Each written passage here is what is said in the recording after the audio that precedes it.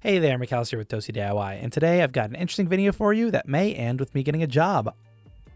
But probably not. I'm just kind of submitting something as an interested party. I've been looking around at editing side gigs, and Matt and Jackson have said, take whatever you want, and I'm looking for ones that are outside of the style I normally do.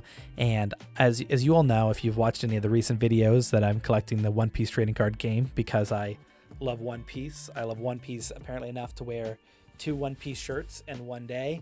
So this just happened to be a very fortunate day to find out that one of my favorite YouTubers for One Piece content, likely really the only one I watch besides, who's his name? The guy who does the videos about Crackhead Luffy. I love those. Grand Line Reviews has set up a community post for looking for a new editor. And much to my surprise, he had a little section in there for, can you test edit something? And I read it as, can you test edit all 3 of these?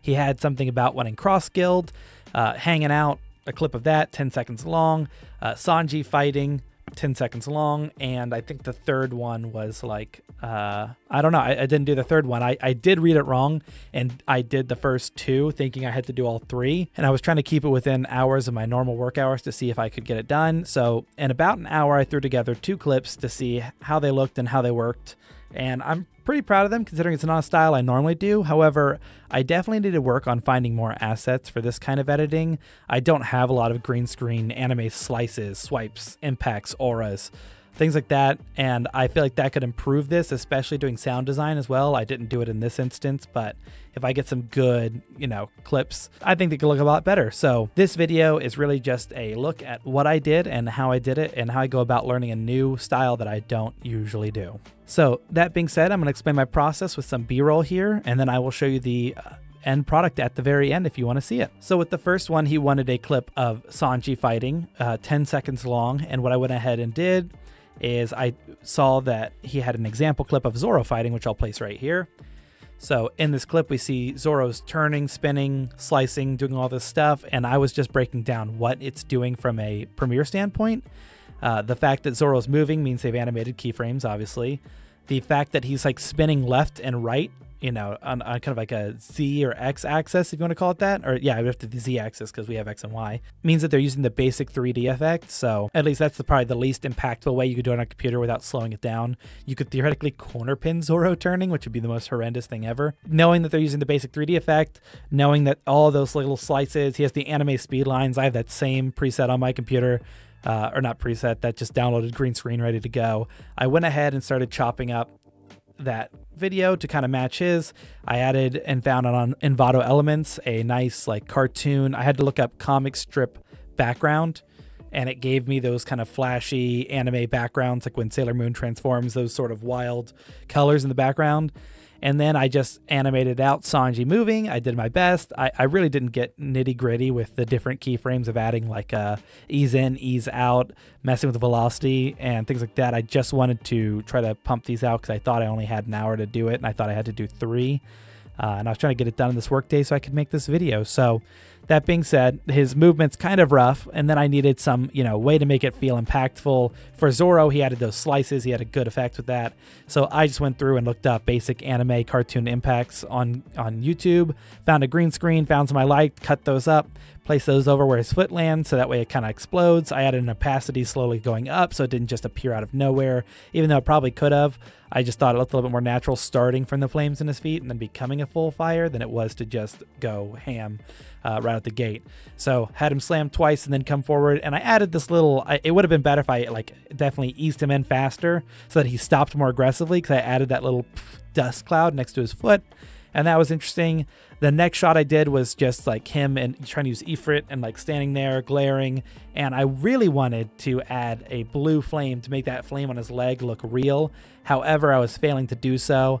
It just didn't look right. It was overexposed. It wasn't good. So I just instead did a full over the front fire. If I had a better way to accent him, add a border to him and make that border move, I would have done that, but I currently don't know an effect that would have done that as well as I wanted to. So I went with a tried and true. I just added a fire effect I have. I screen blended it and changed it to blue using color to color. Something I don't ever really use, but I knew it existed, so I found out where that was and got that working.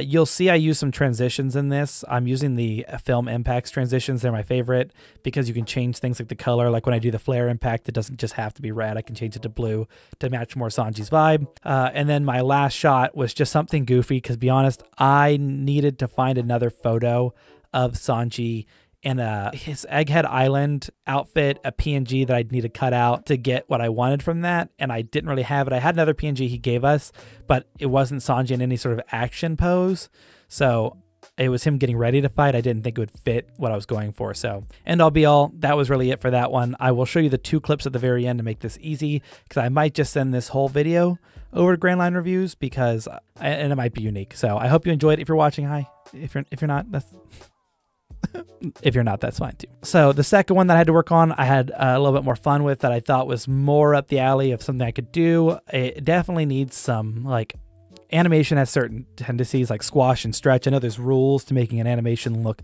more fluid, but I love these little popsicle stick cutouts he has. That's why I tried to use them in that last clip as well. I also borrowed Buggy from this asset folder. I don't know if you're allowed to mix and match. He said whatever you want, so I assumed it was fine. In this one, I knew Cross Guild hanging out meant that Buggy had to be bullied no matter what. It just wouldn't make sense to have Buggy in a prominent place unless this clip was talking about him. But if it's just Cross Guild hanging out, really, you've got to accent Crocodile and Mihawk. You can't have Buggy lead that, because he really shouldn't be. So with that being said, I decided I wanted Buggy's head becoming the object of a game of volleyball. And so I found a basic circus background from the One Piece live action. I blurred it out, and then I used that as my background, so you had the kind of circus vibe whether you knew it or not. Then I used the popsicle stick of Mihawk and Crocodile, and I had to make Buggy stick longer. There's a few ways to do this. I could have taken it into Photoshop, generative filled more of that popsicle stick, but it looked like a pretty repeating pattern, so I just did a crop layer and opacityed it out. I had to try this twice because the first one wasn't long enough for what I was trying to do. But after doing that, I just placed Buggy, I placed Mihawk, and I placed Crocodile, and I first animated Buggy moving back and forth, made sure it looked all right enough to be, get the point across. And then I went back and added when he should be hit the other direction. I made sure I added Mihawk and Crocodile kind of bopping into him. I could have spent more time fixing the rotation of them to make it really just pristine, but I was trying to get this done. I thought 3 within an hour. If I had really taken that hour to just do 1, I would have found more effects. However, it's the ending of the day now, and I felt like that was the timer I set for myself, and I'm just going to upload what I have. In total, Grand Line Review, if you're watching, thank you. Here are the final 2 clips that I came up with I may add a song, I may not, who knows. See how I'm feeling.